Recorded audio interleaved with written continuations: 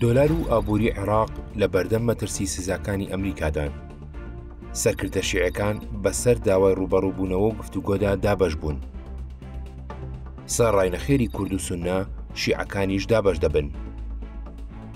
نيابة عن الشعب نفتتح.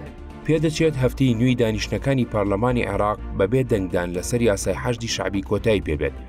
سەرکردەکانی چوارچێوەی هەماهەنگیش بوونی هەڕەشەکانی ئەمریکا بۆ سەر ئابووری و دۆلار پشتڕاست دەکەنەوە لەگەڵ دابەشبوونی ماڵی شیعی لەسەر پرۆژەکە سەرڕاینەخێری کورد و سوننە لەو بارەیەوە. دەستپێکردنەوەی کۆبوونەوەکان دوای 2 هەفتە دێت لە پەخستنی دانیشتەکانی پارلەمان بەهۆی ناکۆچیە توندەکانی نێوان مەحموود مەشەدانی سەرۆکی پارلەمان و موحسین مەندەلاوی جێگری لەسەر خستنە ڕووی یاسای حەشدی شعبی و دابەشکردنی پۆستەکان لە دامەزراوە گرنگەکاندا. سەرکردەکانی چوارچێوەی هەماهەنگی بە جۆش و خرۆشن بۆ دەرکردنی ئەو یاسا مشتومڕاویە و ئاواتەخوازن یاساکە لەم خولەی پارلەمان پەسەند کرێت، چونکە لەو ڕاستیە تێگەیشتون کە دواخستنی بۆ خولی داهاتووی پارلەمان تێپەڕاندنی یاساکە قورس دەکات. خواستی شیعەکان بۆ پەسەندکردنی یاسای حەشدی شعبی بەهۆی ترسی گەمارۆکانی ئەمریکا ڕوبەڕووی نەخێری هێزە سونی و کوردیەکان بۆتەوە. قەیس خەزعەلی سەرۆکی عەسایبی ئەهلی حەق لەگەڵ مەترسی هەڕەشەکانی ڕۆژئاوا هاوڕایە ئەگەر یاساکە دەربکرێت، سەرڕای ئەوەش پێداگری لەسەر پەسەندکردنی دەکات. ئەو دەڵێت گوشارە دەرەکیەکان دژی دەرکردنی یاسای حەشدی شعبی گەیشتۆتە ئاستێکی زۆر مەترسیدار. ئاماژەی بەهۆش کرد هەندێک لە هەڕەشەکان بریتین لە سەپاندنی سزای ئابووری کە دەتوانێت کاریگەری لە سەرنەوت و سەرچاوەکان و تەنانەت دۆلاری هەناردەکراو لەلایەن ئەمریکاوە هەبێت.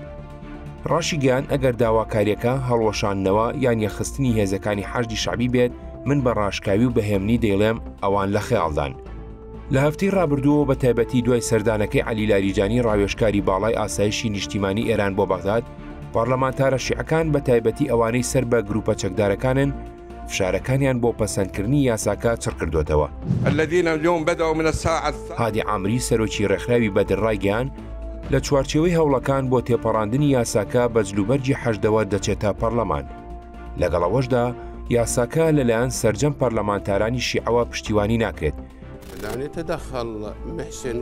بەوتی جەواد یەساری ئەندامی پەرلەمانی عێراق هێشتا پرۆژەکە تەوافقی سیاسی شیعی لەسەر نییە و لە کۆی 180 پەرلەمانتاری شیعی 116یان پشتیوانی دەکەن و تێپەڕاندنی پێویستی بە دەنگی 50 پەرلەمانتاری دیکە هەیە.